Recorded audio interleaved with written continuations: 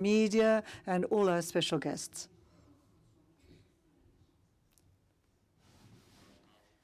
Honorable members, according to the provisions of Article 38.1h of Rules and Procedure, I will have the pleasure of inviting to come into the Assembly Mr. Sitter, who is the Director of the African Forum for the African Policing Civilian Oversight Forum.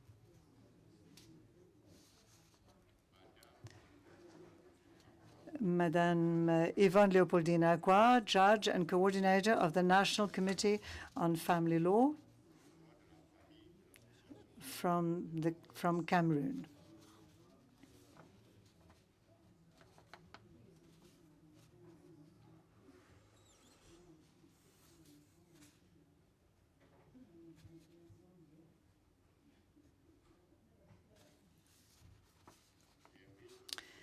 I would like to invite the clerk, in fact, to do a reading of the first point on our agenda today.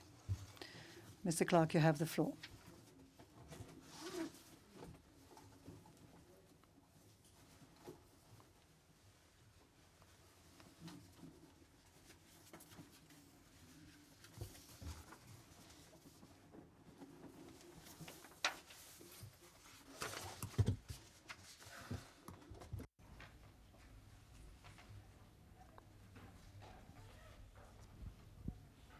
Honorable members, we'll start with the second item listed on the agenda, and that is the presentation and debate on the report on the implementation of the Convention on the Elimination of All Forms of Discrimination Against Women and the Maputo Protocol in the Francophone Sub-Sahara region.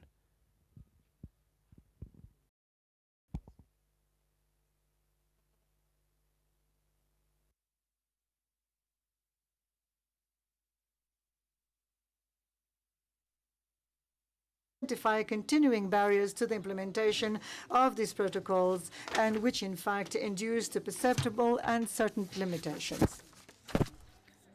So the first part, in fact, of our presentation is, in fact, how these two mechanisms are being applied. What is, in fact, something that is consistent is that all Francophone sub-Saharan countries state in more or less identical terms that treaties that have been duly ratified, once published, have primacy over national law. This is very, very important.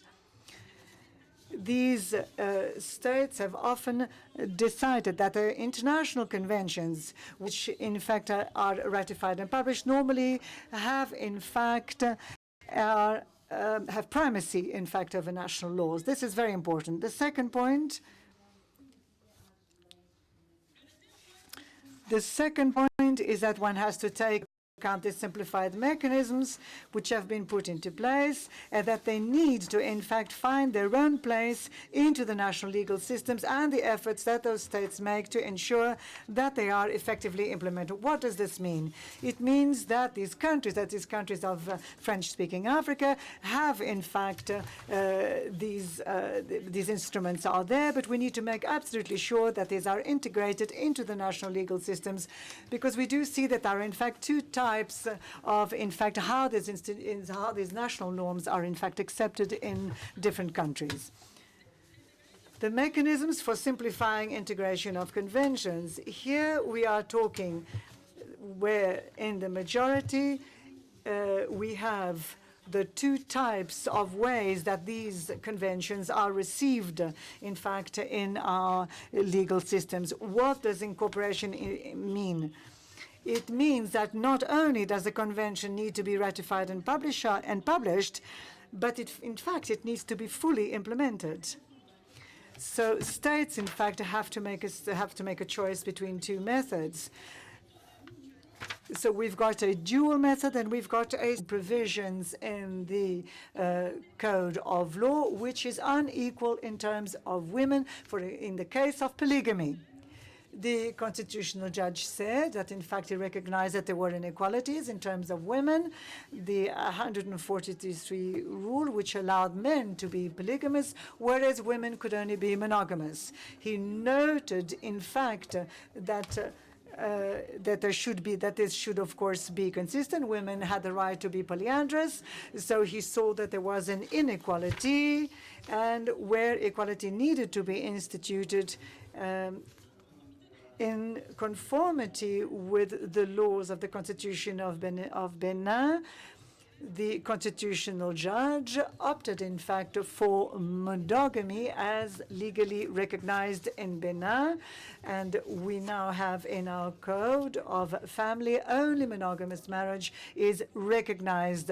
Why did the constitutional judges in other countries, in African, French-speaking Africa, who have at their disposal the same text, why are they not inspired, in fact, by the boldness of the Beninese constitutional judges? Now it is the constitutional judge who, in a much simpler manner. In fact, if we now go and look at the Cameroonian example, Cameroon, as all the examples that we have in fact cited, have in fact instituted all forms of discrimination against women, and contrary to many of the countries, they have a system monist and in terms of international law. So it means that when faced with an internal law which is contrary to the Maputo Protocol, it is the international convention which in fact needs to be applied. So the problem what exists in fact in Cameroon is that there is no family code. So up to now it's the family code of 1804. That's a Napoleon code which stipulates that the husband has the right to administer or to mortgage the property without the agreement of the women. And it goes even further, saying that he is the head of a family. So what is the challenge here?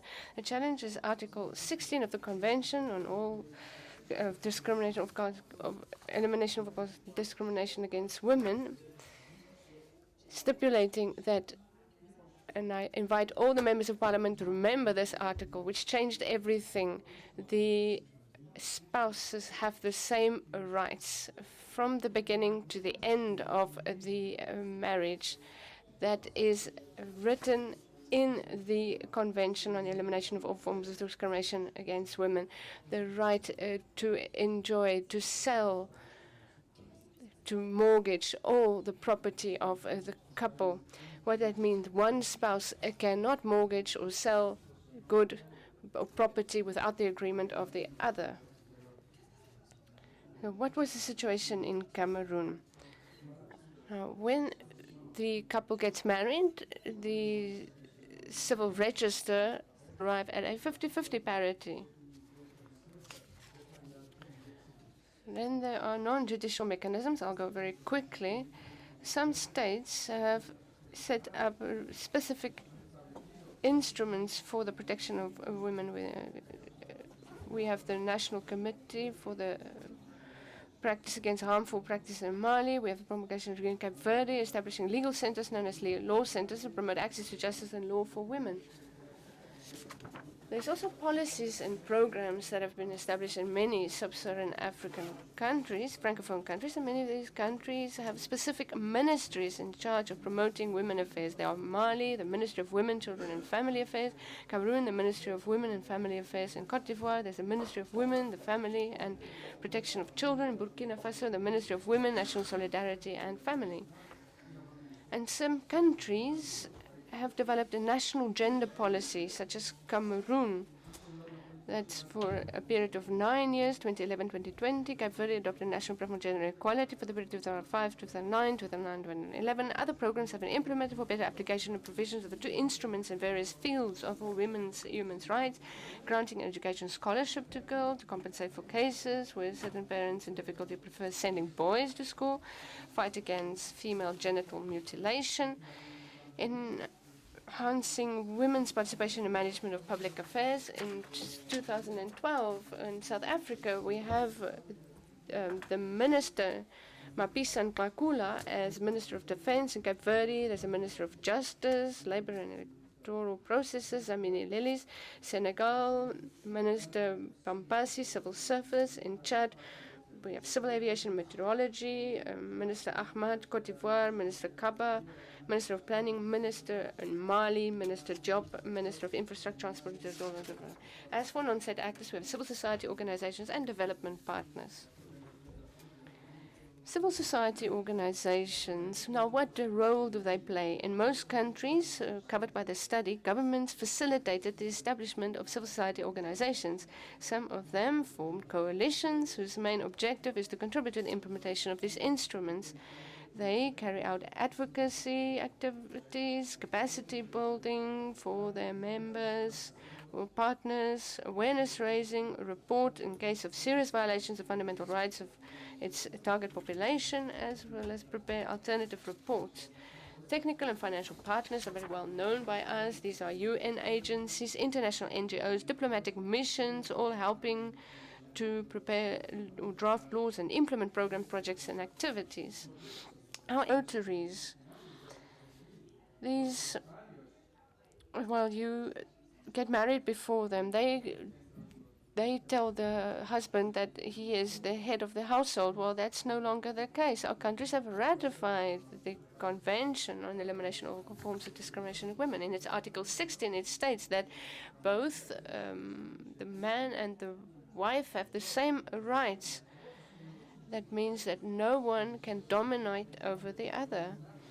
So civil registrars need to be made aware and read the relevant provisions in CEDAW. And there's also the notaries. The husband can sell property without the consent of the woman. Dear members of parliament, you must go home and raise awareness. Notaries must ask for these marriage certificates.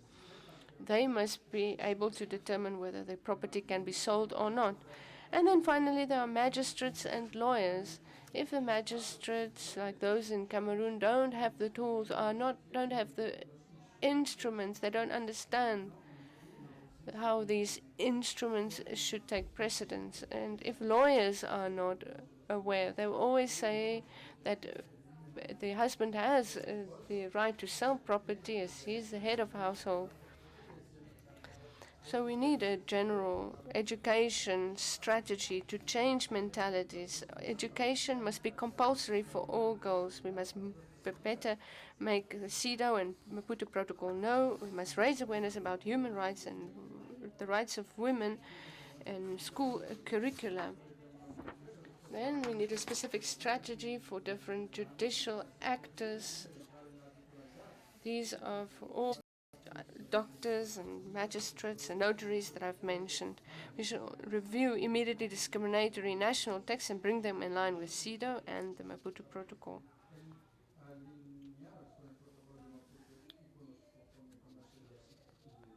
Now, honorable members of parliament, we hope that you take ownership of these tools.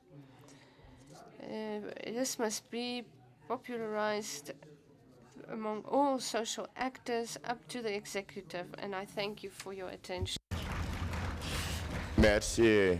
Thank you very much, Madam Akoa, for that presentation. We have listened keenly. We have a lawyer, prosecutor, feminist defending women's rights. And she has won a lot of battles. Please be seated, madam. And I have a list of speakers here. The first speaker on my list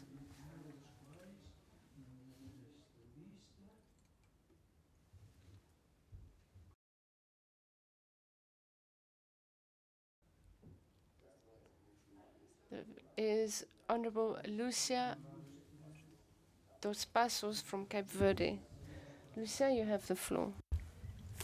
On n'est pas dans la chambre. Oui, je suis ici. D'accord, d'accord. Vous avez la parole. Yes, I'm here. Muito obrigada, Sr. Presidente. Thank you very much, Honorable President. Thank you. Women, Madame. there will always be need for us to discuss these two important documents. I thank you once more for this expose. Thank you very much. And now I want to give the floor to Honorable Wavels, de Seychelles. Seychelles. Thank you very much, Mr. President. Mr. President, I thank the lady for her presentation, but at the same time, I must admit that I was really appalled by the different issues that she brought forward, and appalled because of the discrimination and aggression against women on our beloved continent. At the same time, I must admit that listening to her brought home the message that it is good that in Seychelles we have in fact recognized the rights of women. In our country there is no discrimination. A child, a girl born in our country can assure that her dreams can be fulfilled, and she will not go through any of those forms of discrimination.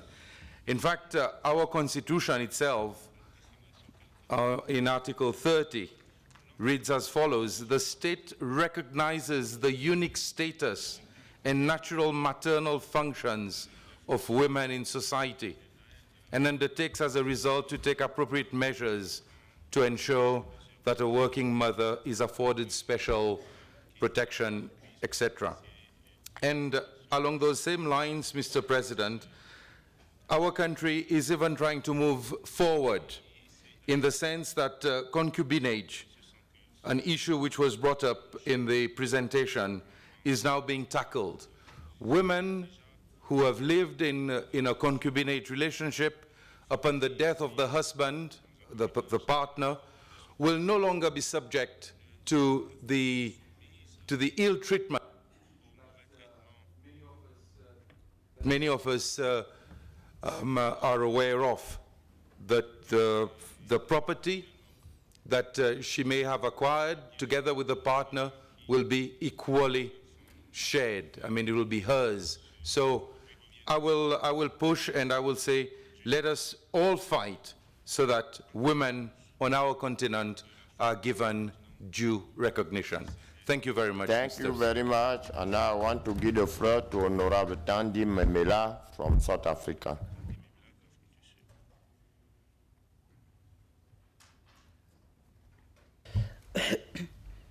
Thank you, President.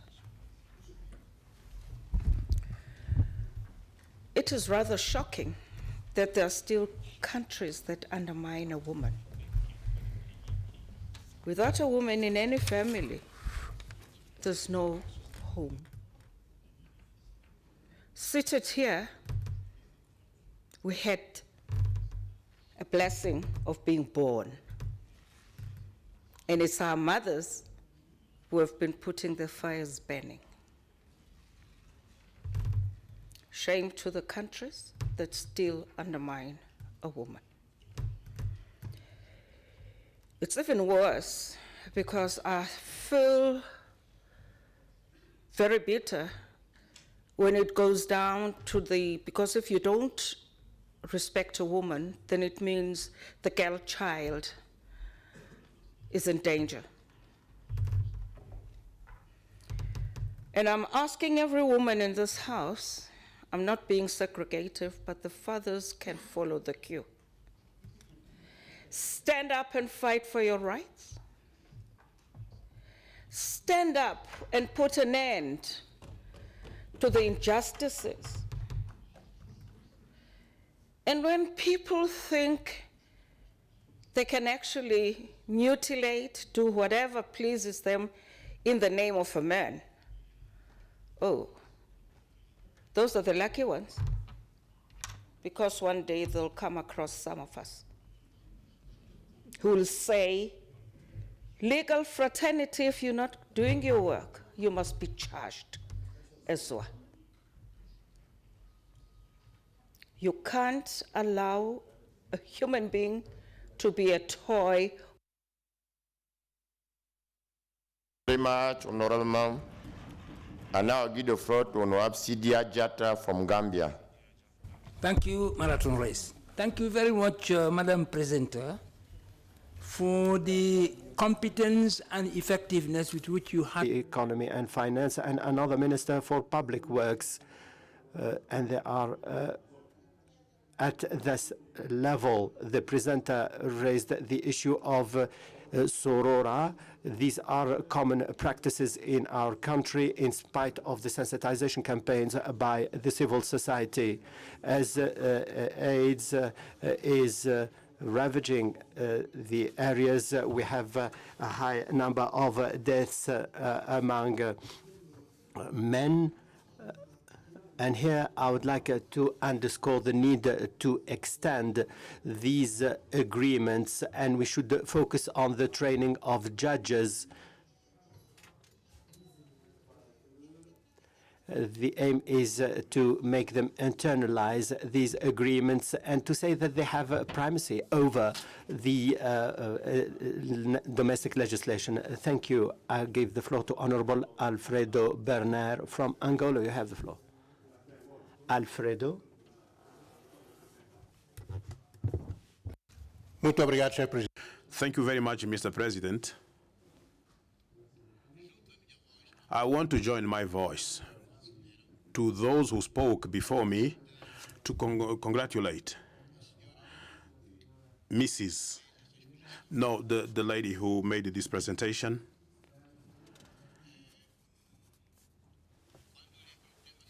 When I looked at the subject, I was a bit sad because it's something that is limited to a region.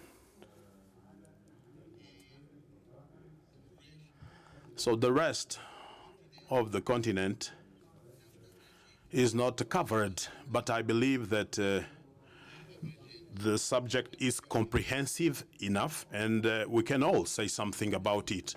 So it is on this basis that I want to say that this issue is highly important. It's something that we take at heart because it deals with women, our wives, our sisters, the working women. It deals with the women, all of the women, so it's very important. The experience of my country is good. We don't have problems of genital mutilations because this is something that is related to cultural practices by some countries. In Angola, we don't have such practices.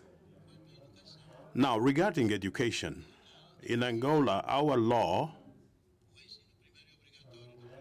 makes primary education compulsory from grade 1 to 9.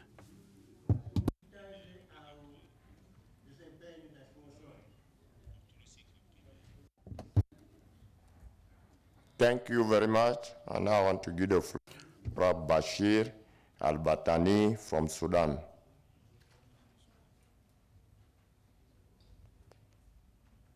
Bashir? Honorable Lloyd Kasingo, you have the floor. Thank you very much, Honorable President, for the floor.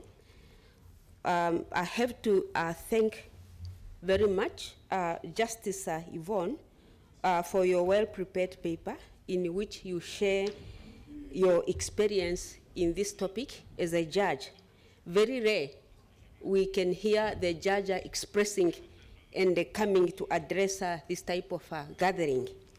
Namibia has domesticated the CEDAW and the Maputo Protocol in terms of many laws which come to the assistance of the women in terms of removing the discrimination both socially, economically, and politically.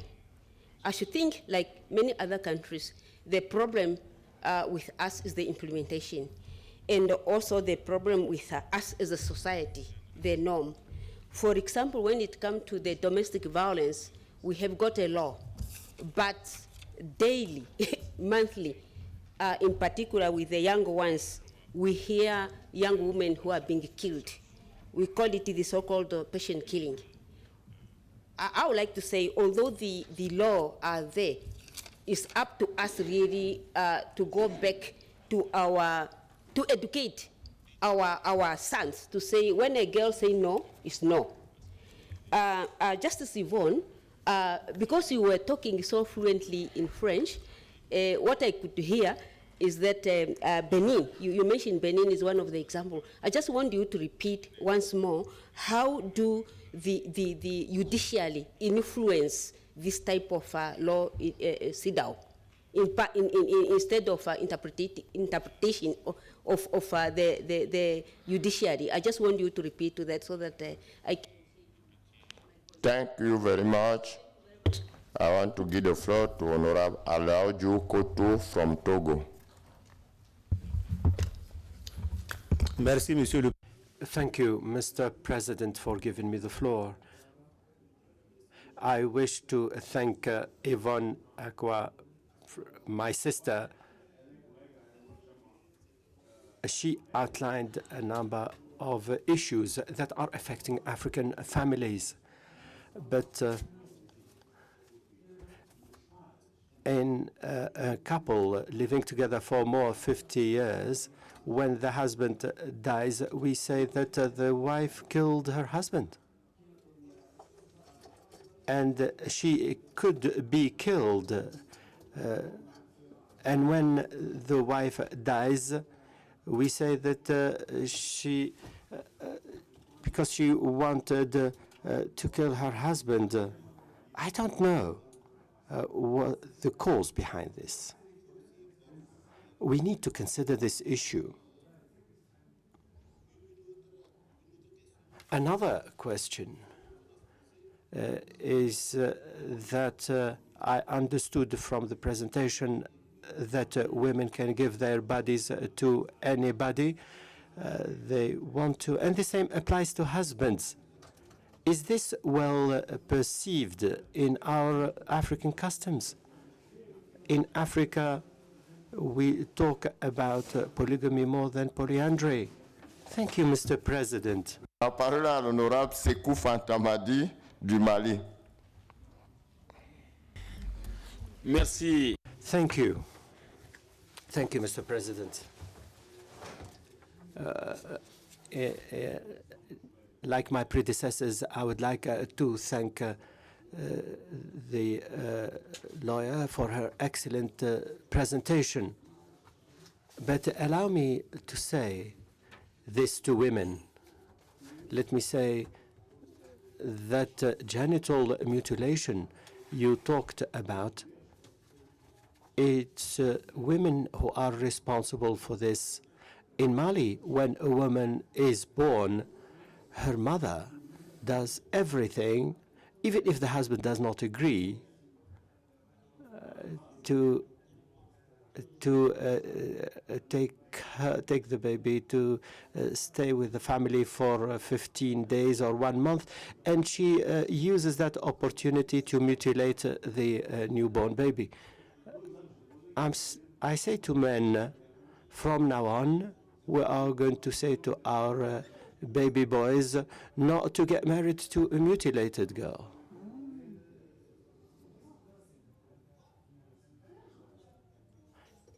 There are many issues raised by the speaker, and I agree with them, but there are issues for which men are not responsible. So women are perpetrating this violence. Men are always there to accompany women. We are with you. There can be no strong men without strong women, and vice versa. I thank you. Thank you, dear colleague. I give the floor to Honorable Mbubimga Muabe from Burundi. Thank you. Thank you, Mr. President, for giving me the floor. I thank the speaker for her presentation. I would like a detailed presentation. While listening to your presentation and flashing back on the CEDAW, which is one protocol that Seychelles has signed and adopted since 5th of May 1992. And as for the Maputo Protocol, we have not signed and ratified, but promise that when we go back, it will be our duty to make sure that it is ratified and signed. One aspect in your presentation which has interested me most is the genital mutilation. CEDAW talks about human rights and women's rights. Many African countries have signed the CEDAW and Maputo Protocol, but yet not all African countries is respecting that protocol that we have signed. Mr. President, for countries that are practicing genital mutilation, I know it is a cultural practice. Are they not violating the right of the girl child? Is this not a discrimination against the girl child? What do we do as Member of Parliament to protect the protocol that we have signed? Thank you, Mr. Chair. Thank you very much. I give the floor to Félix Berdo from Cape Verde. Good morning, Mr. President. I would like to congratulate Dr. Yvonne for the very brilliant presentation.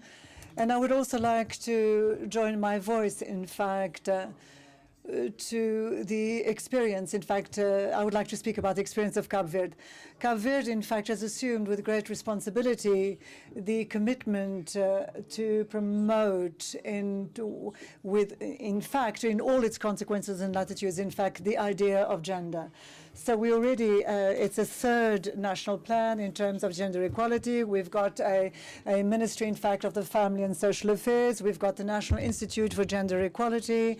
We have a law which, in fact, criminalizes any kind of gender crime. We have, in fact, also another law called the White Ribbon, which promotes, in fact, women's rights. And we are going to approve very, very shortly the idea of 50-50 parity as a national idea to give value and to dignify the Cape Verdean woman. Thank you. I give the floor to Honorable Bashir from Sudan. Shukran. Thank you, Mr. President. I thank the presenter of this very important paper. In my understanding, women, our mothers, have their rights violated, and when their rights are violated, they cannot bring up people who are free. Violation against women started in the old ages. Religions came and prohibited such practices and gave women equality with men. Some developed countries were able to implement gender equality, but in some African regions, women's rights are violated. Women suffer from the lack of equality with men. Mr. President, laws by themselves cannot give women their rights. We need to give the women their rights, and we must give women the right to education. Educated women can fight for their rights and can ensure that the laws are implemented. Therefore, I call for paying attention to education. This is the only solution to solve the problem. I wanted the speaker to refer to Sudan as one of the countries that gave women their full rights. In the last elections in Sudan, we had a female candidate for the presidency. From Western Sahara. شكرا السيد الرئيس. Thank you, Mr. President. I lend my voice to my predecessors to extend my thanks to the Speaker. This was a quality presentation, an excellent presentation. And the presentation had a clear objective, and it dealt with the situation prevailing after the adoption of the Maputo Protocol. We need now to consider how we can implement such agreements. And that's why we need this type of investigations. There is always a difference between decisions and practices on the ground. There is a wide gap between these two. Therefore, we need to have this type of study, this type of investigations. And we need to have case studies to see to what extent practice is in harmony with political decisions and agreements. I thank the presenter for this kind of investigation.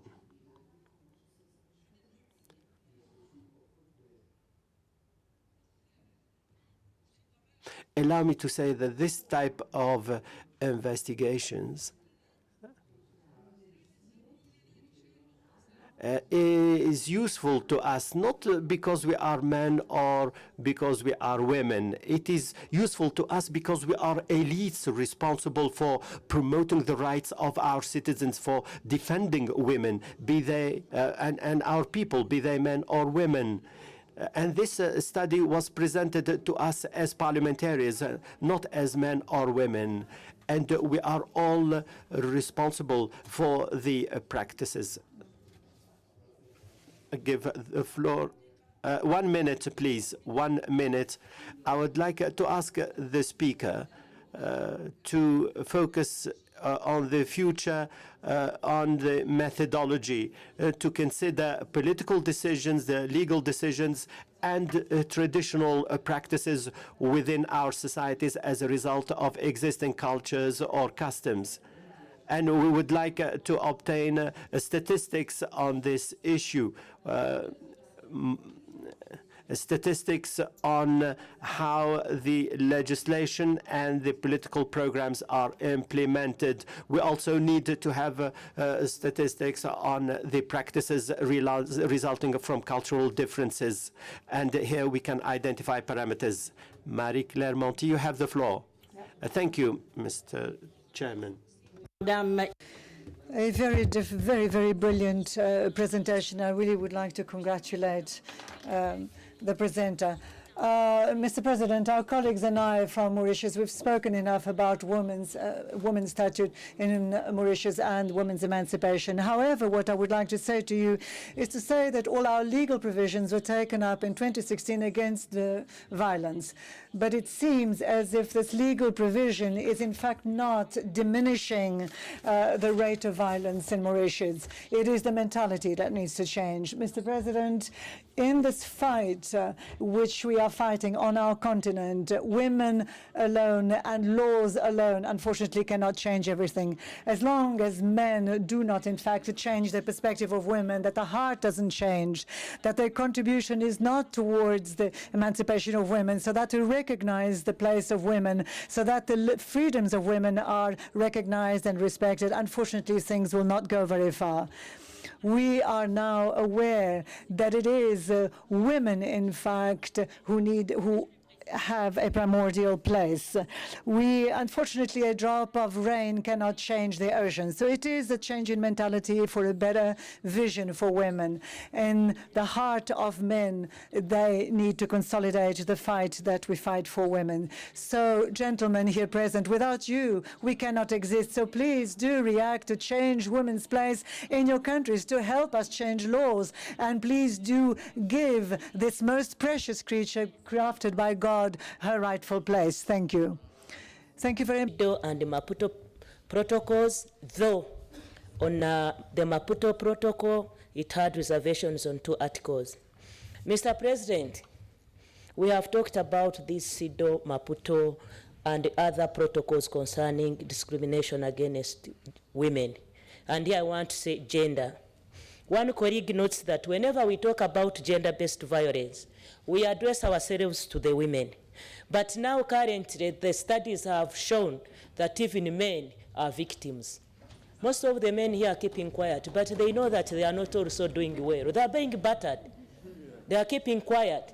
So it is a concern of all of us. So we have talked, we have discussed, we had marital discussions on this subject. It's only that we should all wake up together and walk the talk. I want to recognize the presentation where the presenter said possible solutions. She was mindful of the language. She didn't say actual solutions. So the only thing is that we must focus so much on implementation, enforcement, and public education and awareness of these protocols like any other legislations in our country. It is high time that we came up together because this discrimination which is cutting across is not about to end. And it is my humble prayer that my brothers, you stand up before you become the next victims. I thank you. Thank you very much. And I have to give the floor to Honorable May Ibrahim from Egypt.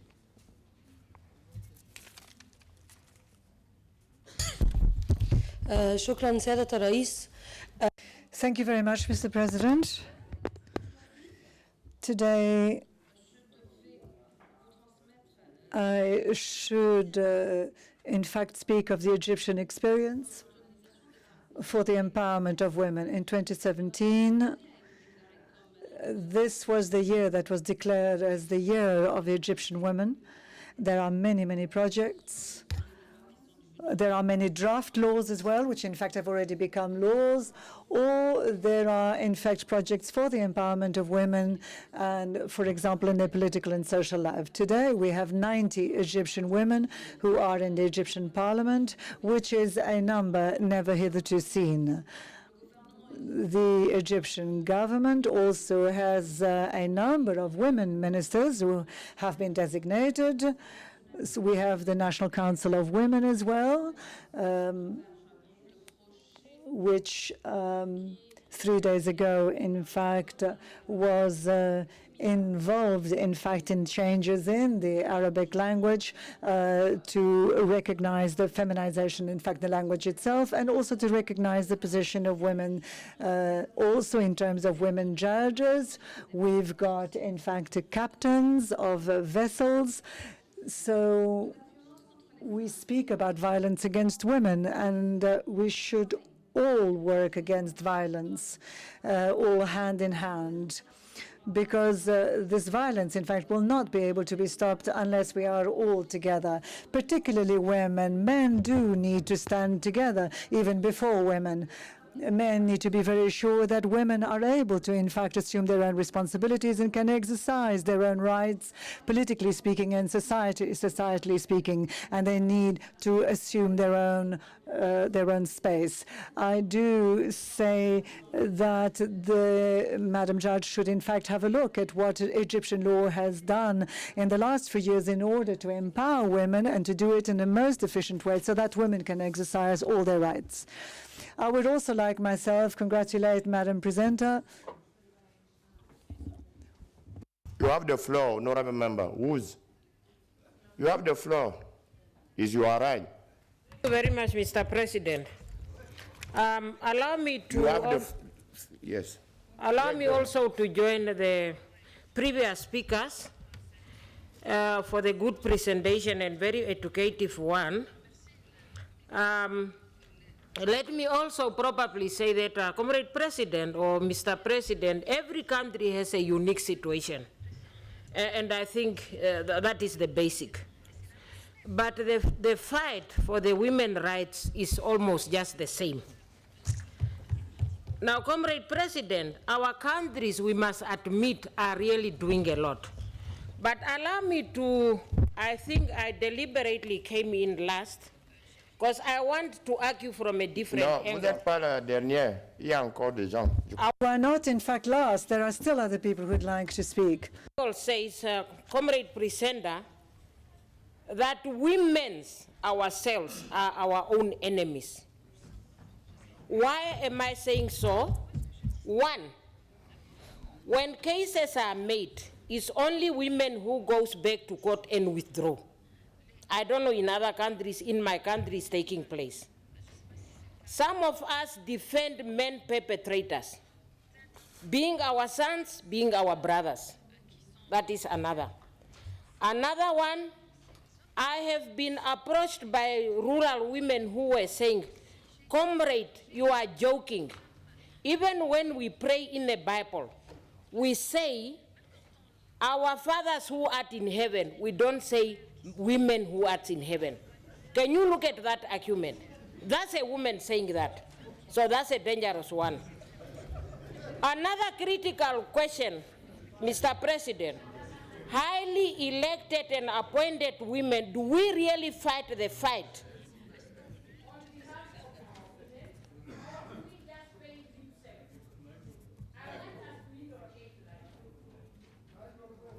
Microphone. Just a second. I was saying the elected and appointed women, do we really fight the fight on behalf of our rural women, or do we just pay lip service? Hence, Comrade President, I'm saying the change of attitude is very important, and let us champion this fight as women, sisters, wives, and girl child. This is our fight with the men in solidarity. Thank you very much. Honourable from Togo, you have the floor. You have the floor. Thank you very much, Mr. President. I would like to join my voice to all the others who have congratulated the presenter. I had two concerns. One has already, in fact, been taken up by Gambia. That is, I would have wished that for this presentation that it should not stop at sub-Saharan Africa, because it's extremely interesting. But what I would also like to say is I would like to just ask a question, a clarification. She spoke about two systems, the monist and the dualist system. In my country, there is some confusion, because in my country I have the impression that the two systems in fact are applied. So at what level can we make this separation? Is it at the level of the Constitution? Is it the Constitution that then says we have a monist system which we're going to apply, or the dualist system? I would like her, please, to clarify that. On the other hand, she congratulated the judges, the audacious judges, and I would say that that's very well, and she cited the case of Benin, and she cited the case of Cameroon. But I would also like to say equally that it is the same judges, in fact, who dig the women. They're the ones who violate the rights of women. And I'm saying it because I know what I'm speaking about, because I'm actually experiencing that situation right now. And the situation is the corruption of judges. So in that area, I would like to say that there's some effort that needs to be made. We demand, in fact, we ask of judges to help us, to allow women to, in fact, be able to live their rights. Thank you very much. Honorable Amataid from Chad, you have the floor. Thank you very much, Mr. President. Please allow me, in my turn, also to congratulate the presenter. I just wanted to say a few words about my country. In fact, a law which forbids early marriage. We've also got the electoral code has also decided that all parties have to present lists which have to be equitable lists for the legislative elections. Those women are members, in fact, of our government. So they are responsible, in fact, for a very important department, the public health department. And a ministry was also created which is consecrated to women, and there is also a woman which is now part of the High Court of the Higher Court and Justice, and separated men from women. In those days in Parliament, there were 5 women. Today we have 90 women in Parliament. It is woman, in fact, who has liberated Egypt from the dictatorship of our Muslim brothers. It is the woman who is there today, tomorrow, for her children. It's not simply, Madam Judge, or with just a few little words that we're going to support women. We need to give women not 50%, but we should at least give women 60%, because it's true that it is woman who is responsible for everything and pays the price. Thank you very much, dear colleagues. I would like myself to congratulate Madame Akwa, and I would like very simply to remind you that Madame Akwa is a specialist in French-speaking and English-speaking law, because, as you know, in Cameroon, they use two laws. They use Napoleonic law and common law. So I would like to say that this study was, in fact, the title was French Sub-Saharan Africa.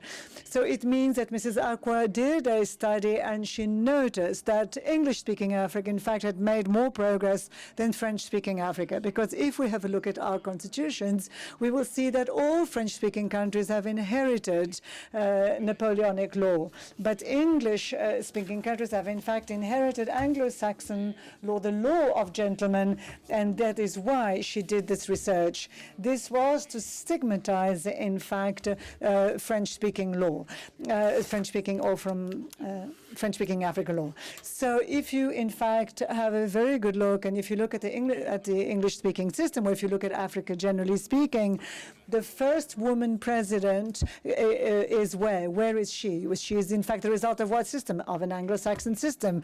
So it is very clear that the Anglo-Saxons, in fact, are far more advanced compared to their French brothers. So people, in fact, have given many examples here, and very, very significant examples, and the most important strides have in fact been made in English-speaking countries. Gambia, Liberia, there are women presidents. I myself even have seen in English-speaking countries women generals in the army.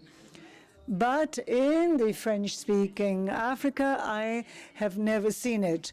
Perhaps I wasn't interested, but I certainly have never seen a woman general. So it means that the research she did was, in fact, to put forward this idea. Excuse me? I'm sorry. Information. Ivory Coast, in fact, Côte d'Ivoire has a woman general. Congratulations, that's wonderful. But that might just be one case. It's an exception, in fact, amongst the rule. Congratulations to those countries that, in fact, have that situation. But this is to say that in the French-speaking system, our impression certainly is that certain functions are, in fact, reserved to men. So it was simply, in fact, to draw attention to that, because Cameroon, as we all know, is actually both French-speaking and English-speaking. And also to end, when, in fact, we spoke about Maputo, it was, in fact, our honourable member from Sahrawi, that, in fact, more and more do we see cases, in fact, of violence against women. In fact, there are women, in fact, who can physically assault men. So I would like to ask the question. We said women has a right to everything, that we must. So everything that you've raised, in fact, as an example of discrimination is, in fact, very often also women. For example, gender mutilation, it is women when we talk. So I would like that, Madam Judge, that you be fair, that if, for example, a man complains that, for example, that he was aggressed by his wife, what would your attitude be, Madam Judge? So this is just, please do try to answer the questions in a very succinct way. I will give you 5 minutes to answer the questions. Thank you very much. Merci beaucoup. Yeah. Thank you very much, Mr. President. I'm going to start by thanking the honourable members of the Parliament for the words, for the very kind words that, in fact, they have used to thank me. I feel very, very encouraged. Thank you very much. And I would also like to comment that many have understood, in fact, the substance effect of my presentation. And I can see that some relevant questions, in fact, were asked, and it would be my pleasure to answer these questions. So first of all, the Member of Parliament from Cabo Verde, in fact, it's a contribution. In fact, it doesn't need any comment on my side. The member from Burundi asked how could we institute, in fact, lobbying mechanisms so that women could, in fact, assume their rights. I think she should already inspire herself from the example. What? There is a member who said that in his country that in fact the law was in fact translated into the 3 languages, but there is also the training of women leaders. So in all our countries, in fact, we've got associations, we've got church groups, we've got all kinds of multidisciplinary associations. And I feel that within each of these associations, we should take women leaders and we need to sensitize and make them aware of these instruments. It's extremely important. A woman can only defend her rights if she knows what her rights are. If a woman doesn't know her rights, how is she going to defend them? So that is extremely important, these questions of advocacy. Then from Mauritius, the question, it was also a contribution. He said that we need to act. It is true. Women need to have the same chances as men, the same opportunities. And then Sierra Leone, it was also a contribution, no question. We are all in agreement. From the Seychelles, it was also a contribution. I think he understood the message. He equally said also that we were taking into account women who live as concubines and women who are concubines and who are in fact dependent on their husbands have rights in fact in their own communities, which have now been created. And we are certainly very happy to hear that these women have also been recognized, and it's something that other countries could learn from. South Africa also did say, please, that everybody should stand up to, in fact, as a symbol of discrimination against women. Then there was a question which there should be a document for that in fact would cover all countries and not just French-speaking countries. And I think the president himself in fact has already answered, which is what he said. And I myself have taken up that proposal. He also spoke about the progress of the implementation of these 2 instruments. Mauritius equally also made a contribution and he spoke in 8th place. Gambia also she spoke about the progress which has been made in her country. Rwanda also mentioned that members of parliament need to be involved in the implementation of these instruments. Guinea-Conakry spoke of the issue, saying that in Guinea-Conakry they have been marked by the mentality because HIV/AIDS in fact has caused enormous ravages, that one needs to change one's attitude. Angola also said, did also ask, or did in fact question the limitations of the study, and I think the president did answer. The Namibia told us that his country had in fact already domesticated the serial protocol, and in fact there was a law against domestic violence, and also spoke that in countries where laws exist, it's a question of implementation and application, which is more the issue. So that was really the first question which was asked, how judges in Benin, how did judges in fact manage, how do they succeed in implementing these 2 instruments? And we have to also distinguish, and that will help me to respond to the MP from Togo, who seemed to say that polyandry was now recognized in Africa under Article 6. Well, I would like to take this opportunity to respond very quickly. How did the judge from Benin and Cameroon react? First of all, the judge in Benin is a constitutional judge. And I explained that the constitution in Benin enables a private individual to refer a case to the contrary in that way, because men and women have equal rights. That's how the constitutional judge in Benin set aside the implementation of the adultery judge in that specific case. Now, today in Benin, awaiting the legislator in Benin to rectify and harmonize this sanction. Adultery is just decriminalized, as is the case in France. Now, the Cameroonian Judicial Court, in charge of implementing the text on a daily basis, this is a civil right and criminal right. This has nothing to do with the constitution. So what does the judge in Cameroon say? Well, faced with the provision that was raised by the MP in Togo, who said that this has created a bit of disorder. It's true that there is an article in CEDAW that is quite a thorny issue, stating that men and women have the same rights from the beginning to the end of a marriage. Well, the MP in Togo that says, well, the family code in Togo says the husband is the head of the family, and there's another provision stating that the husband cannot sell the property without the authorization of the woman. Does it mean the husband is no longer the head of the household? Well, yes, the husband is nobody's head.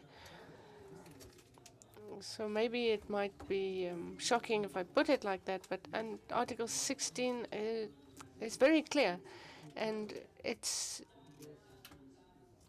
doesn't mean that we can't take collective decisions as a community. Article 16 clearly states that men and women, the husband and wife, have the same rights from the beginning till the end of marriage. When you have the same rights, well, how can all these other practices prevail? So we're merely asking you to argument. If your point of view is relevant, it should not be outrageous. It should not create disorder.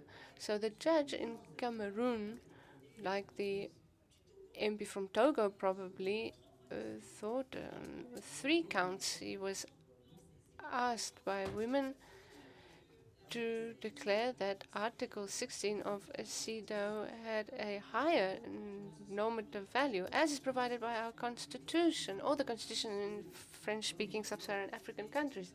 And I can reassure the MP from Togo, unfortunately, I don't have his constitution before me, but I know that you indeed have a monist system, and it's provided by the constitution that this system is included. So in the monist system, that means international law take precedence, and it's the same as in Cameroon.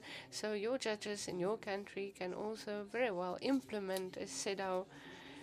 And the Cameroonian judge, in fact, 3 judges have stated that they rejected the case of women, first stating that CEDAW was not ratified. That was wrong. They didn't know the existence that had been signed.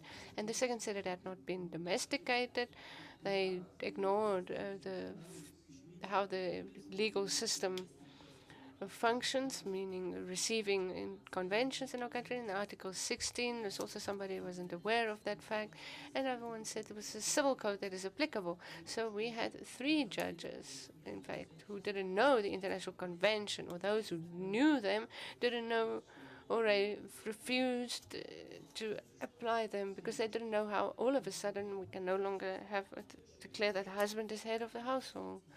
So the appeals court rectified the situation, and the Supreme Court clearly ruled that the judge should control the conventionality of international law domestically, that is the CEDAW, Maputo Protocol, and the Convention on the Rights of the Child.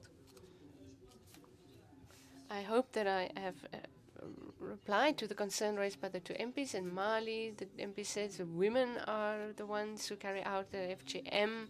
Yes, it's in line with what the president said. Women often carry out FGM. There's also these rituals of widowhood. Women organize these. That's true. But that is what they were taught by society. They are only the fruit of their social environment. Now, that's the very example that I have. I told that I want to be called Madam President, and we feel that you have you're just chairperson of a specific small body. But if you say Madam President, you are treated with honor. So we have to learn that we should be called Madam President and be granted the necessary dignity of our femininity so that our statute can be recognized. There are women in charge of a jurisdiction. Some even want to point out the various uses in the French language how to refer to women presidents. What is important is to say that women who arrive at the same level of men should be recognized as such. And we cannot ignore the fact that women are influenced by their environment. It might be stigmatized due to this. So let us change our mentalities. The new generation should not know what FGM is. We should teach them that these rituals of widowhood should not exist. A woman shouldn't humiliate another woman. You don't have to practice FGM. It's harmful for the person's health. And then it will be women who will be the first to change this mentality. Other speakers contributed. Let me see if there were other questions. MP from Mauritius only made a contribution. Violence against men, says the President. Je vous remercie. Honorable President, thank you for raising that. You have probably noticed that there are more and more men victims of violence. Well, let me see the statistics. I think men that they know they used to be the boss and they're physically strong. First of all, they're ashamed of saying that they were also violated. How can we really say there are more men that suffer from violence? Well, let men speak out. Then we can know what are the facts. We'll see if it's really such a serious issue, because violence against women is a huge challenge, and while as violence against men, I don't know. Let us see them come forward. Thank you. Madame la Présidente. Thank you very much. Thank you, Madam Judge. Now, I put this presentation to the vote in observations. The Parliament takes note. Thank you very much, and I hope next time you can make a presentation on covering the entire continent. I now give the floor to the clerk to announce the next item on the agenda. Mr. Clerk, you have the floor. Thank you, Mr. President. Honorable members, with your indulgence, we'll take you back to the business listed as item 1 on the agenda. Presentation and debate on the draft model law on policing in Africa. J'invite l'honorable. I invite Honorable Inyasin Yurungundu, Chairperson of the Committee on Justice and Human Rights, to make the presentation.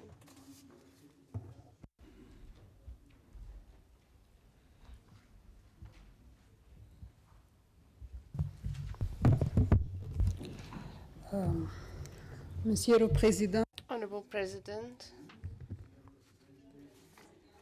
Vice President, dear members of Parliament,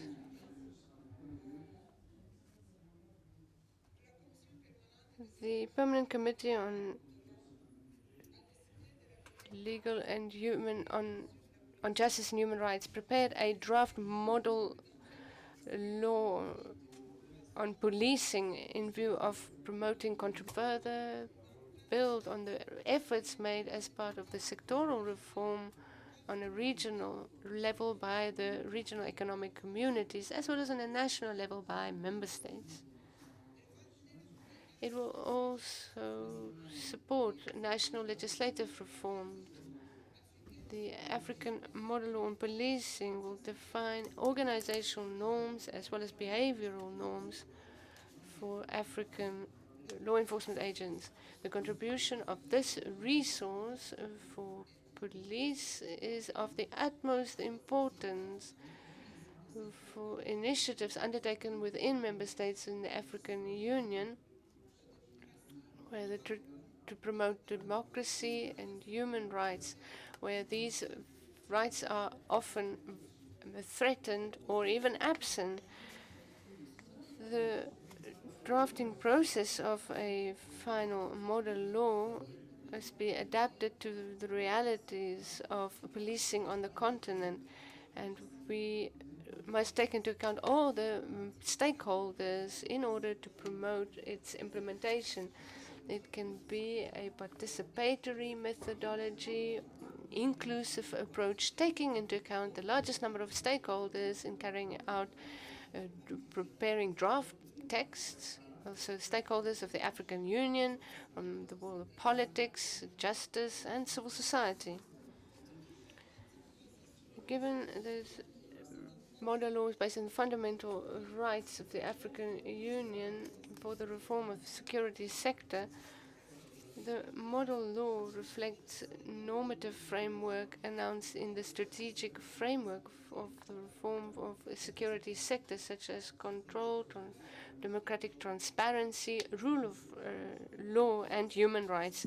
I will not dwell on the process that involved the drafting of this model law, but we have a methodology that was presented to the permanent committee that we approved. This methodology is based on the principle of participation and inclusion, so that the model law can be adapted to the realities of policing on the continent, and that it is well known by all main stakeholders.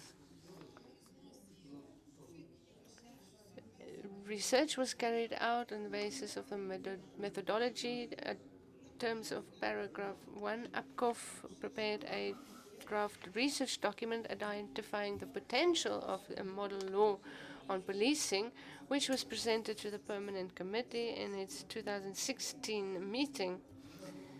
To conclude, in order to ensure broad consultation and ownership of the model law, the Permanent Committee decided to address the plenary to obtain its endorsement for the preparation of this model law. This will be tabled by the Permanent Committee, and we have therefore the intention of presenting it after the reading. Our consultation can be carried out within the 5 regions in Africa. PAP, with the support of AFCOF, as agreed, will carry out regional consultations with participants of state and non-state actors interested in the reform of policing and accountability. The committee also drafted a model,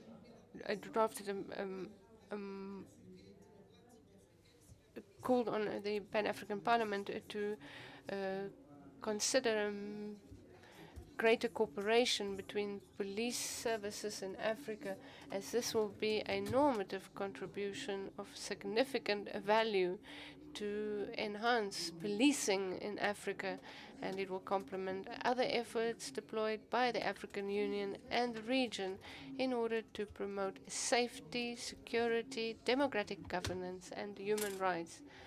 Noting also that a model law on policing is a type of mutual legal assistance for greater cooperation between police services in Africa. This is an effective measure aimed at promoting the consideration by member states of existing laws on policing, as well as bilateral treaties that aim to encourage reform of laws governing the mandates, infrastructure, organizational structure, and mechanism in charge of maintenance of law and order in the African countries, confirming that a draft law on policing and greater cooperation between the various police services in Africa should be based on democratic and civilian oversight, respect for rule of law, and policing in accordance with human rights. recalling that the legislative mandate of the Pan-African Parliament places this institution in an ideal position to prepare an African model law on policing, as well as a mutual legal assistance treaty for cooperation between various police services in Africa. In addition, noting that the model law and the mutual legal assistance treaty for cooperation between police services in Africa can be fully or partially adopted by member states of the African Union or serve as a model for the preparation of a new law or revision of existing laws on policing.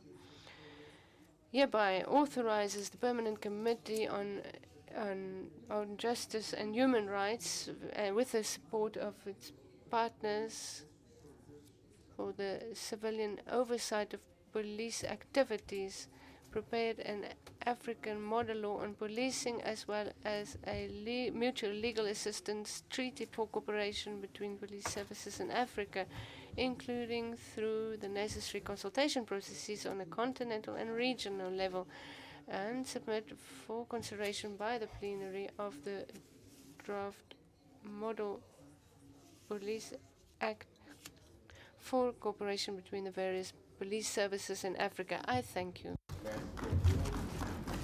Merci beaucoup. Thank you very much, Honorable Chairperson. I now give the floor to Mr. Sean Tate, Director of the African Policing Civilian Oversight Forum, to make his presentation.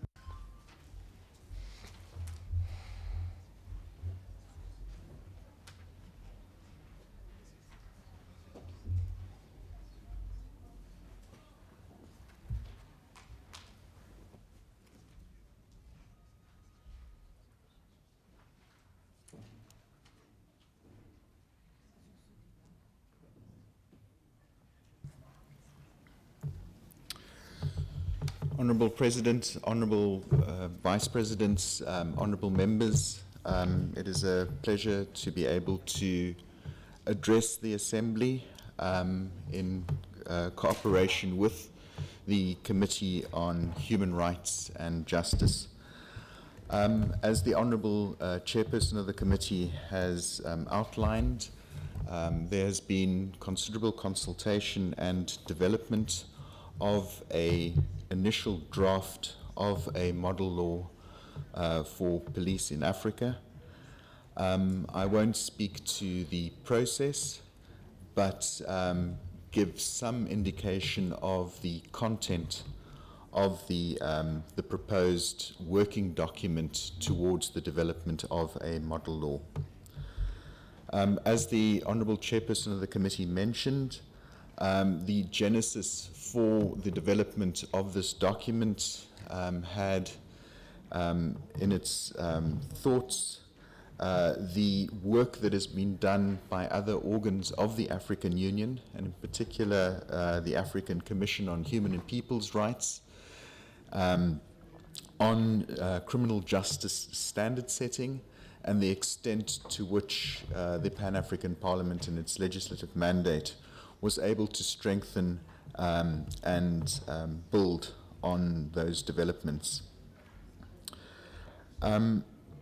The model law, or the proposed text for the model law, has as its underlying fundamentals informing the normative framework the importance of supporting democratic governance and the rule of law, as mentioned by the Chairperson, the upholding, promoting and protecting of human rights, and promoting equitable and free access to justice. And those principles have guided the discussions of the committee and here brings in the role of the legislature with regard to the appropriation of the annual budget of the police, review of performance and annual reports. It addresses the issue of ministerial directions, and it addresses issues of the police reporting mechanisms to the executive and to the legislature. Part 3 speaks to police personnel and goes into detail with regard to the role, function, of the head and deputy heads of the police organization, and then other personnel. It speaks to the structural hierarchy. It addresses issues of the ideal number of police officers. It talks to commissioned officers, and then the oath of office by commissioned officers. With regard to the head of the police organization, the document speaks to the role of the head of the organization, the appointment of that person, the resignation or retirement of the head of the organization, and or their removal from duty. The same is articulated with regard to deputy heads. With regard to other officers, the document speaks to the appointment of police officers, the promotion of police officers, the transfer of officers, conditions of employment, resignation and retirement, police uniforms and equipment, misconduct by police officers, and claims for relief against police misconduct. The model law then speaks to a number of content issues in the form of schedules. The reason a schedule has been brought into consideration is the extent to which many of these provisions are contained in other pieces of legislation, such as criminal procedure acts, but yet require very strong consideration by the police. So the first schedule speaks to conditions of employment of police officers, and here issues that are addressed are the general rights of police officers, privacy of police officers, basic working conditions of police officers, and the rights of officers when it comes to disciplinary and criminal proceedings. The second schedule speaks to issues around the powers of police officers and provides detail on the power to stop, to search, and to seize property, the power of arrest, issues around police custody, the transfer of detainees, use of force and other coercive measures, public order policing, information management, and then provides special provisions with regard to vulnerable groups and oversight and accountability. There are two further schedules, one speaking to the issue of mutual legal assistance, and a fourth to the issue of independent police oversight.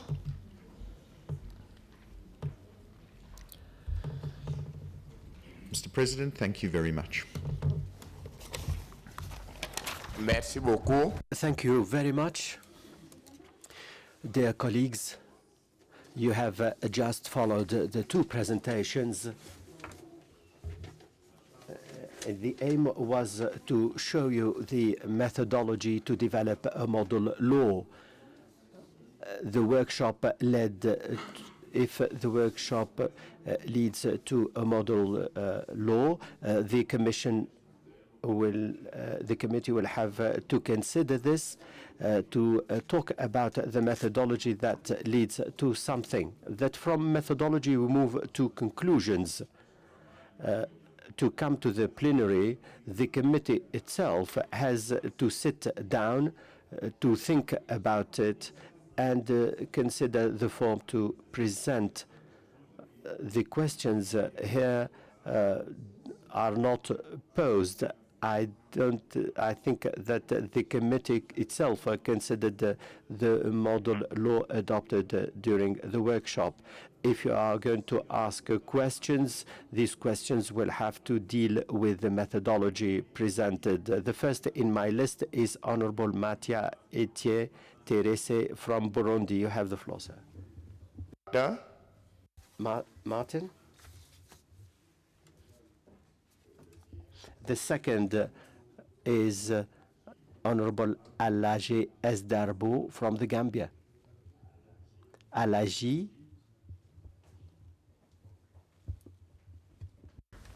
Thank you very much, Mr. President, and the two presenters for this wonderful presentation. The police played an integral role in the internal structure, in the internal security and stability of any nation. By enforcing law and order in this context, the police should be seen as law enforcement officers, but not otherwise.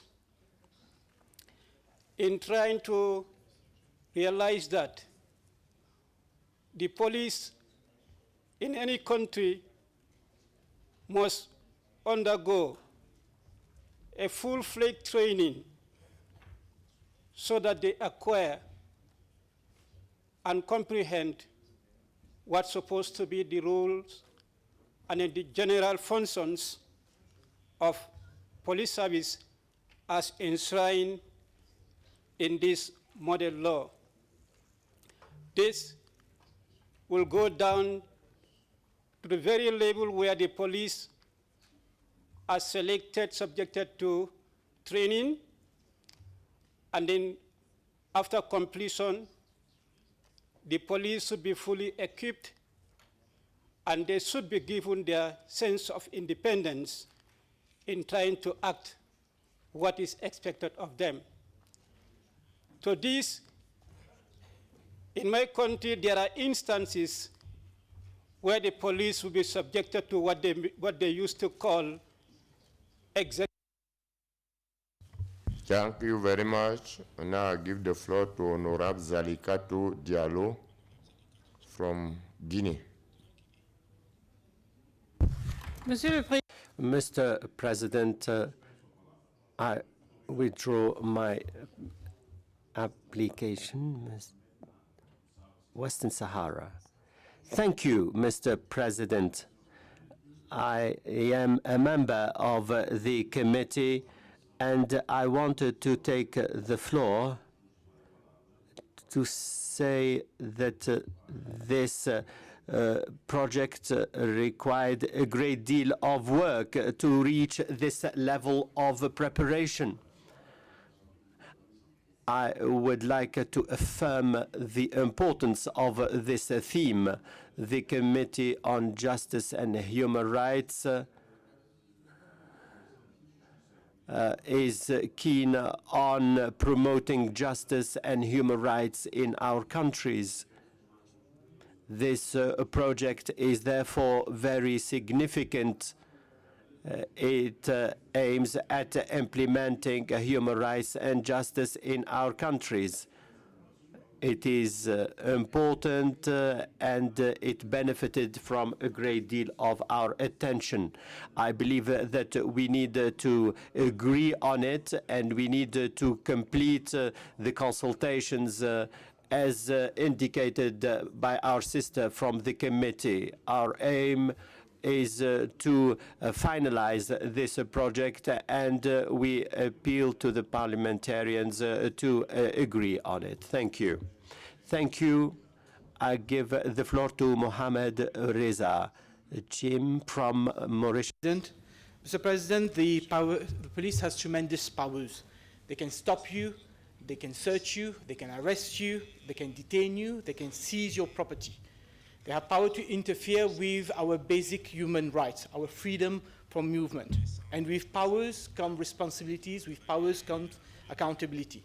There must be checks and balances. The police should not be allowed. We also want to make sure that the model law is in conformity with our national constitutions.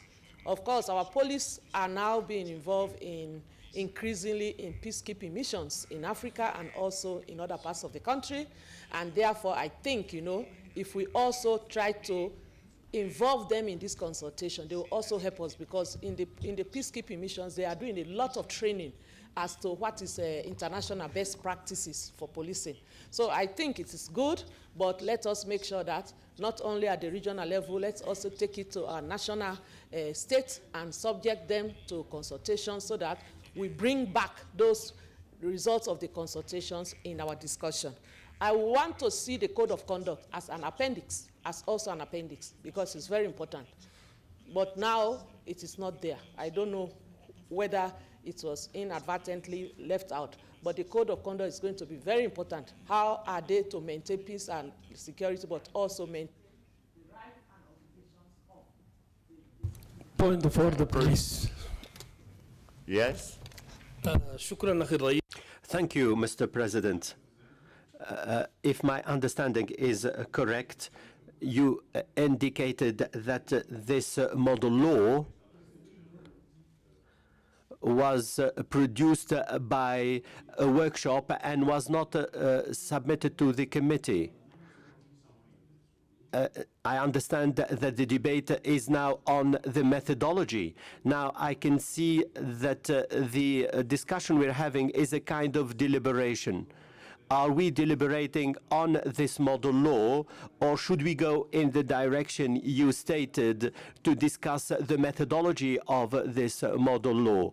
If we are supposed to deliberate on this, we will be able to make a final decision on it. I need your guidance, Mr. President. I think that we are discussing the methodology. Those who took the floor said what we should add to this methodology. We are not going to adopt this model law, and this is my understanding. Mrs. Bernadette talked about the additions, and this is about methodology. That's my understanding. Okay? We are on the methodology of the model law. Bangui Rana, Honorable Bangui Rana, you have the floor. I want to thank the two presenters, and looking at what you have just stated, Mr. President, that we should discuss the methodology, and looking at the volume of the document, I think we need more time to internalize it. However, I support the initiative by the committee and the presenter. I have 2 or 3 questions, Mr. President, in line of the methodology, because in Africa, we are taken by new models, no matter whether they are being tested anywhere and found that they are successful. So may I ask what is wrong with this current model, if it is in existence we have on policing? Has it been tested and found wanting? And if yes, to what extent? Question number 2, Mr. President, to what extent will this new model law on policing in Africa by PAP contribute to improving policing across the African continent, knowing that each member state has got its own laws, legislation on policing, and given the diversity of the continent?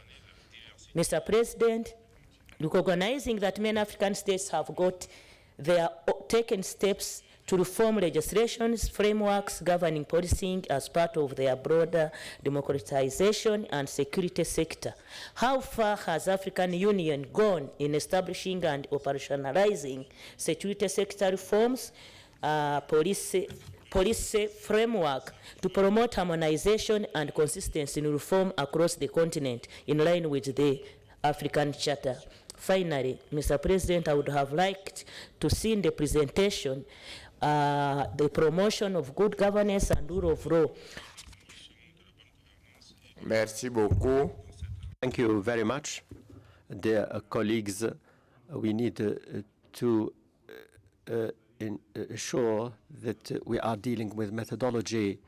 As I indicated, Article 8(1)(b) of the new protocol stipulates that the Pan-African Parliament may make proposals, can make proposals on areas on which it can submit or recommend model laws. So that's methodology. When this draft is ratified, we can make proposals of model laws.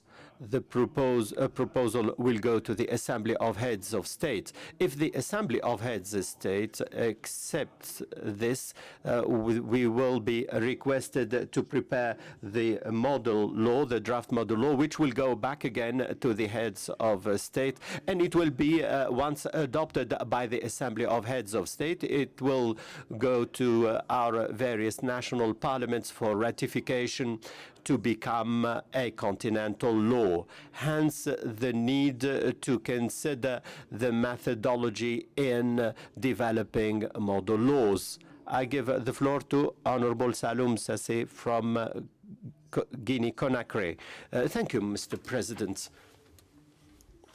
I congratulate the two speakers because to succeed we must try.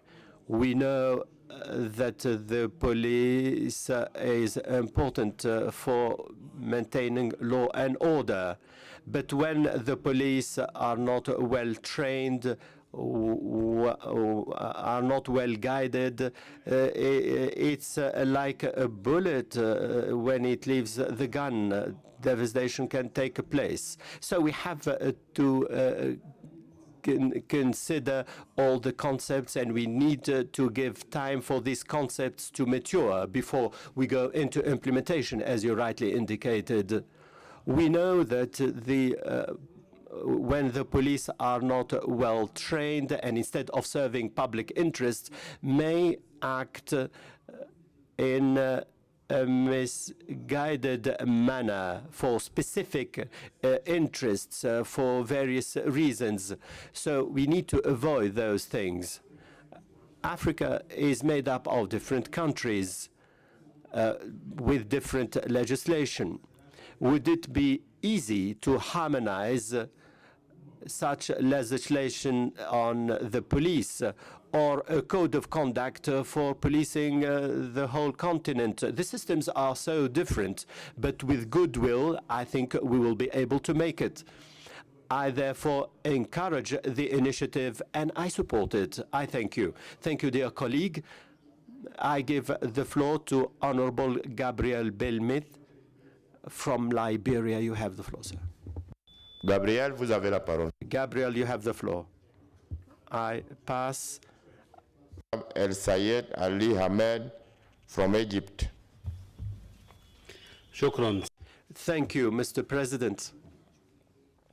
I thank the two speakers for the quality of their presentations. As you rightly indicated, I have some comments on methodology. We cannot consider human rights and the police law separately. So the police has arms and it enforces the law.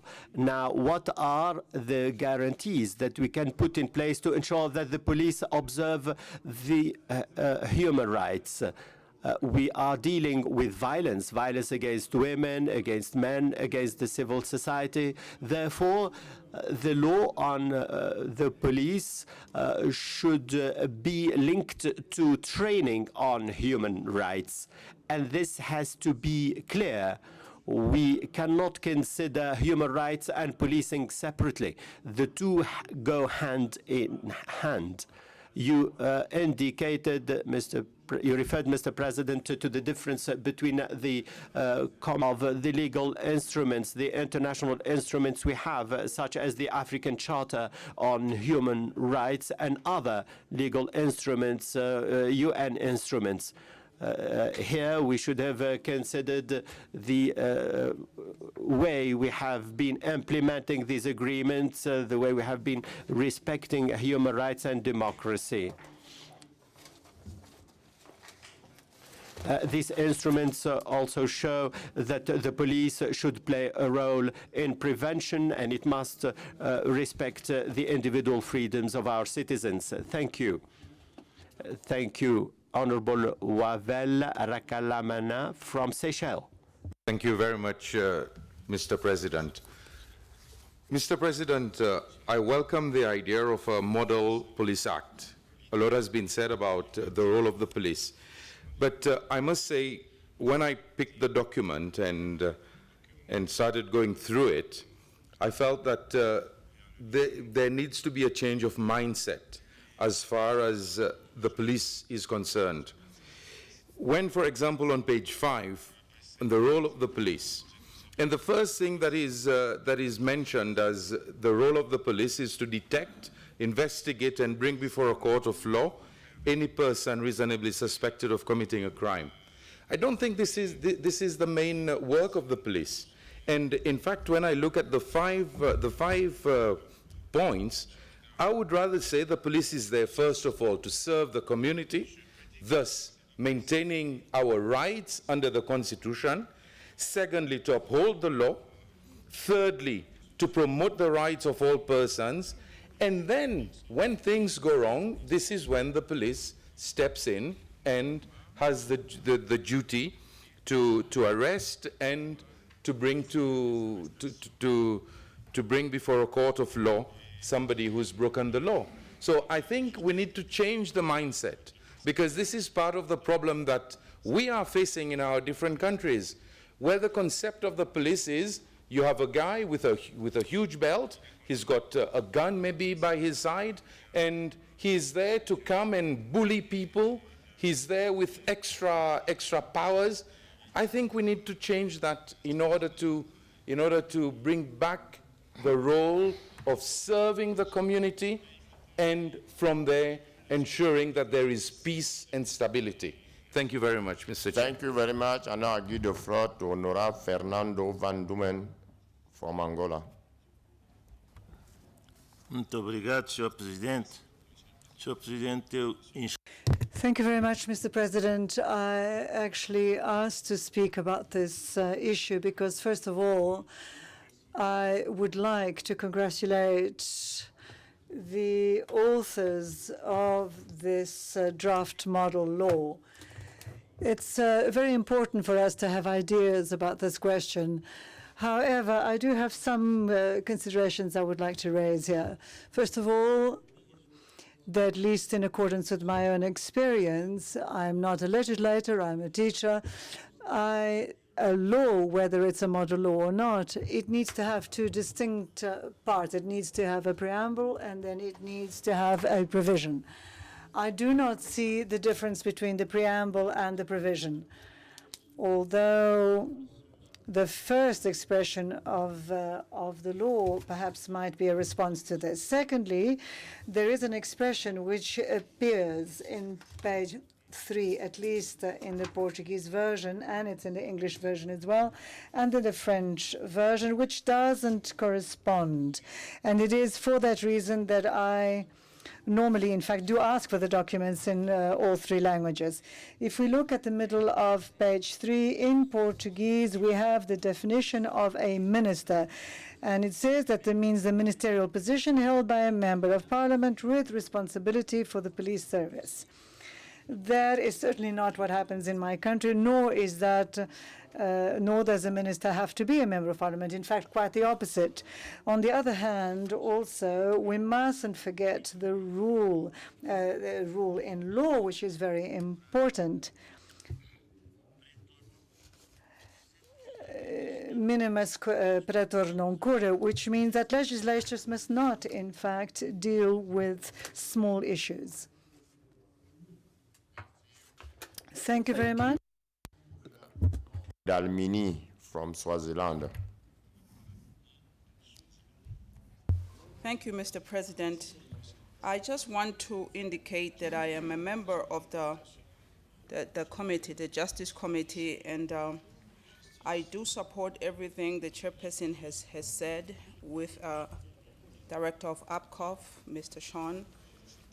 I believe we are doing the right thing by asking this House to support us in putting together this model law in policing in Africa. Mr. President, I believe that one of the major reasons why we need the law in Africa is because Africa has been associated with a regime style of policing all along. And police are seen to be protecting the interest of the state. instead of the people. And I believe that with this law, we will be able to change that. And the police will be seen as for the people than the state. I also want to mention, Mr. President, that Africa has an overarching legislative framework. It has no overarching legislative framework to guide development of the policing legislation to meet standards of regional and international laws. Mr. President, this model law will not be of the first of its kind as far as the AU adopting model law. Other laws have been adopted. There are model laws by the AU. The biosafety and technology was adopted in 2000. Another one is the access to information in Africa was adopted in 2013. So this is not the first of its kind. We ask this House to support us and allow us to do what we feel will be a legacy that will be left by this Parliament for Africa, because PAP has the legislative mandate, Mr. President, to develop a law that bridges the gaps that I have mentioned already. I thank you, Mr. President.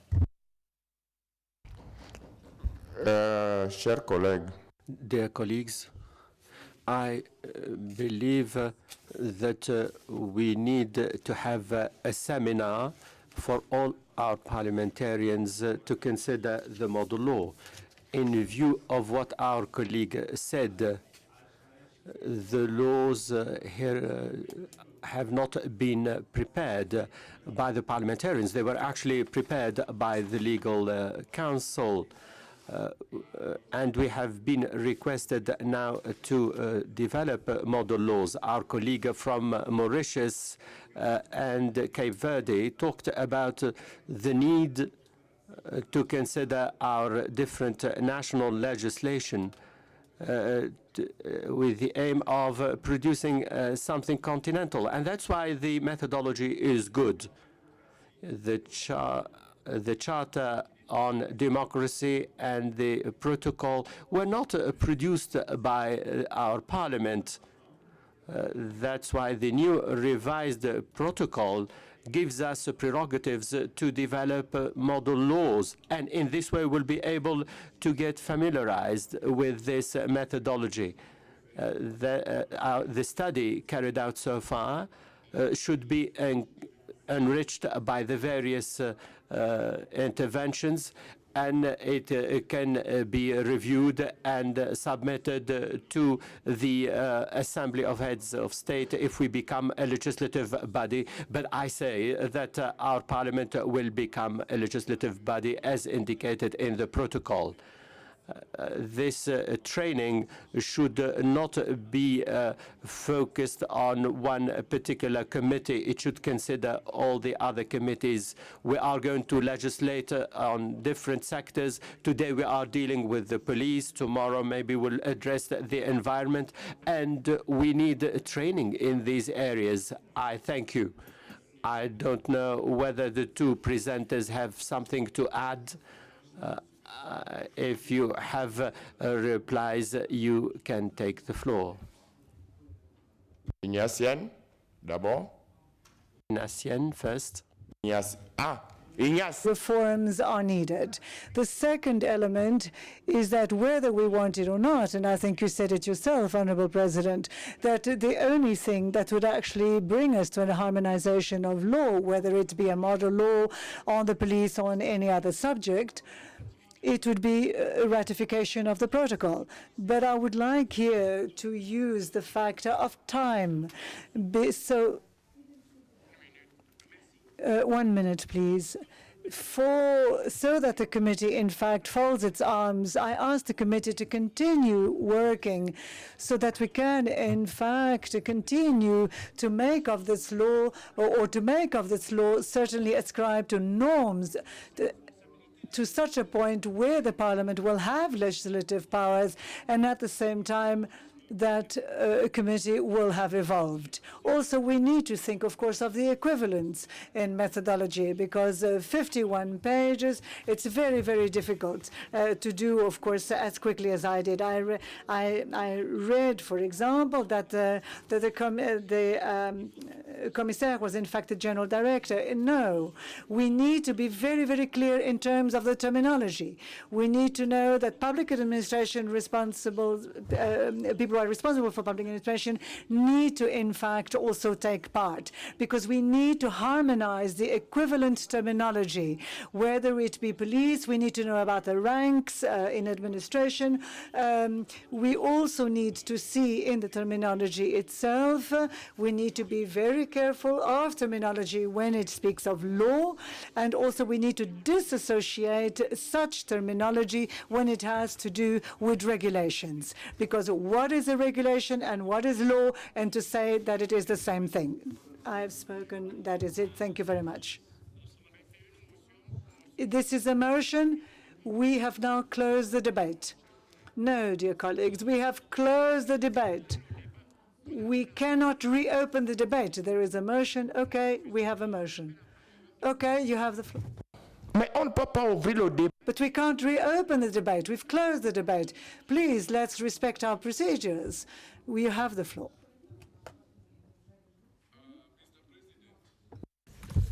As Pan-African Parliament, we need to have a very clear procedure of legislation, especially on model laws. Mr. President, this draft act is brought by the Committee of Justice and Human Rights. And it is ready before our Parliament here. And in the system of parliamentary legislation, this law or draft proposals has to be scrutinized. And it cannot be the same committee to scrutinize their own proposals. I therefore proposed that, having received this draft from the Committee of Human Rights and Justice, this law should be presented to a committee of legal brains, a committee of legal and maybe procedure. We need to have this committee to analyze and scrutinize, and also have a public hearing where members of parliament will present their views, where the public will also present their views, and after hearing the views from other sectors and stakeholders, then a report from that committee will be presented to Parliament, and therefore we will go article or rule by rule, article by article, and that would be the procedure that can legitimize an act of Parliament. I thank you very much. Thank you. Ouais. Je crois que je voudrais qu'on soit clair. I would like us to be clear. I say that we're talking about the methodology, no law. In fact, there's been no deposition of law here. It's just a draft. It's a draft which was sent back to the committee. And in what the committee is saying is what our colleague Ignace said, is that we need to prepare ourselves. And the committee, if you have something to include, and even in our constitution, if you need to add anything or amendments need to be made, if there are amendments sometimes that come from civil society, then go via members of parliament, I don't see a draft law, that a model law that we're actually going to endorse today. I send it back to the committee, to the relevant committee, so that you enrich this process, and it cannot be adopted so quickly. It is work in progress, because if it has to be proposed at the right moment, because as I said to you, and I am repeating, that as long as this document has not been ratified, we cannot, all we can do is do what we've done, is we can prepare everything so that it be ready. So this is not, we are still just talking about form here. We're not talking about content. Later, we will talk about really the content, and everything, all the comments that have been made will then become part as a document, and which will then have to be defended by all of us, because then it will be said that it comes from the members of parliament. So contributions are all very well. The committee needs to take note of all the contributions. The specialists need to take note of all the contributions that have been made, and I will give the floor to anyone who wants to make a motion. Mr. Consultant. Thank you. Thank you very much, Mr. President. Sit down. Thank you, Mr. President. On a point of clarity for one of the honourable members at the back, this model law, the draft model law, was extensively workshopped with also the Rules Committee.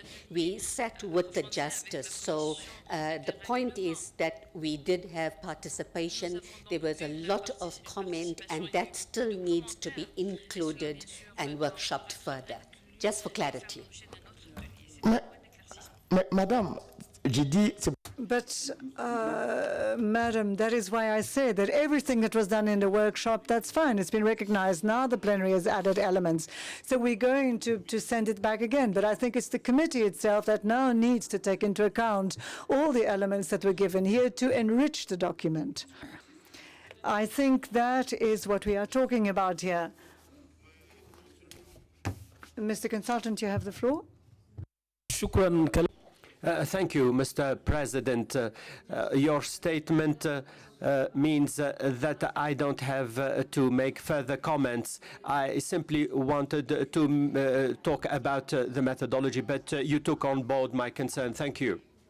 It was the question of answering Ignaz's question.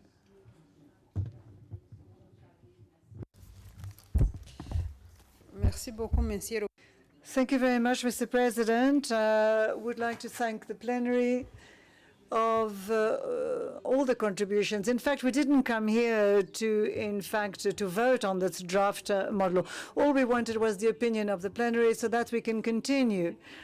For you to say that it's important, that it's valid, and we will continue working on it.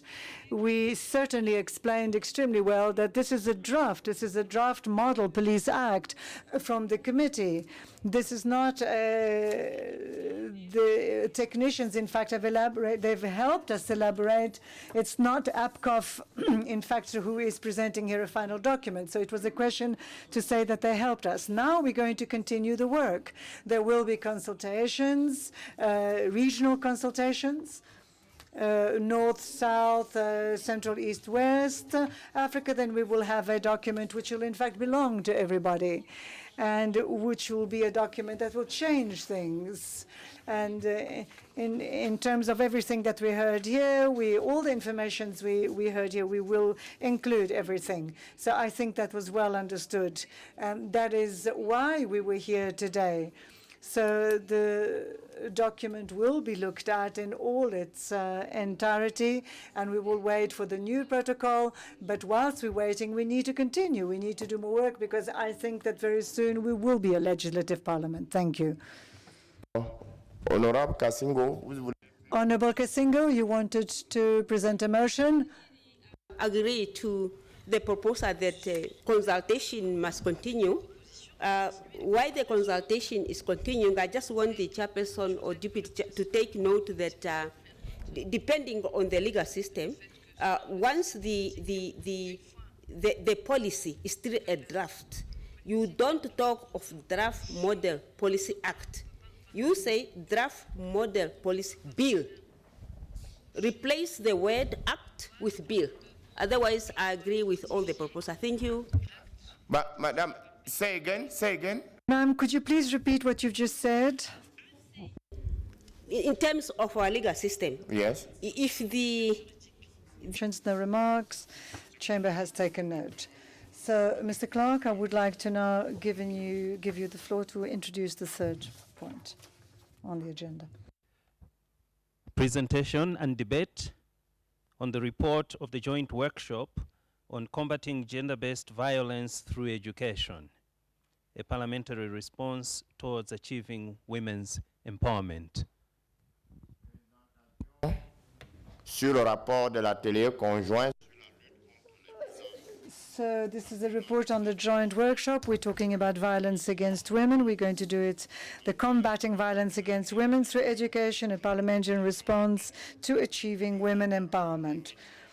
I would like to give the floor to Honorable Amoussouvik Padenou, who is the Vice Chairperson of the Committee on Gender, Family, Youth, and People with Disability.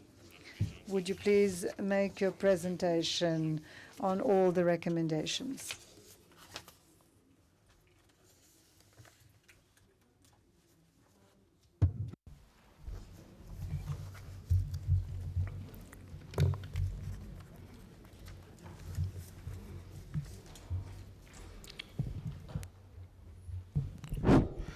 Merci, Monsieur le Président. Thank you very much, Mr. President. Report on the joint workshop with the Committee on Gender, Family, Youth and People with Disability, the Permanent Committee on Health, Labour and Social Affairs, and the Permanent Committee on Education, Culture, Tourism and Human Resources on the theme Combating Violence Against Women Through Education, a parliamentarian response to achieving women empowerment. This report, which is going to be presented to you, is based on four issues. First of all, there is the context. We've got the background. We've got this is to justify the workshop itself. The second main point is the objectives of the workshop itself. And the third was the workshop itself, which is in fact divided into three parts. We've got the opening ceremony, the presentations and all the various communications, and then the debates which ensued. Finally, the fourth point is the conclusion and the recommendations. The President earlier said that I should insist on the recommendations, so I'm a little confused. I'm not sure whether I need to go very quickly through the other points or whether I should directly go to the recommendations. Because this morning we've already discussed this theme, and the report, in fact, is particularly explicit, so I would like the President to tell me. Mr. Chair, please go straight to the recommendations. Everybody has this document.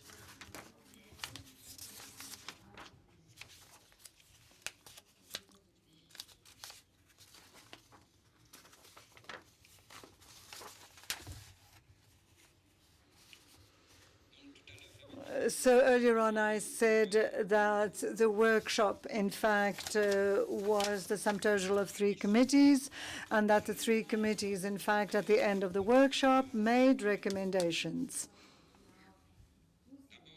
First of all, the first recommendation is that we need to strongly encourage the executive to develop a political will in order to ratify and adapt the Maputo Protocol to national laws that guarantee gender equality in order to protect the rights of women.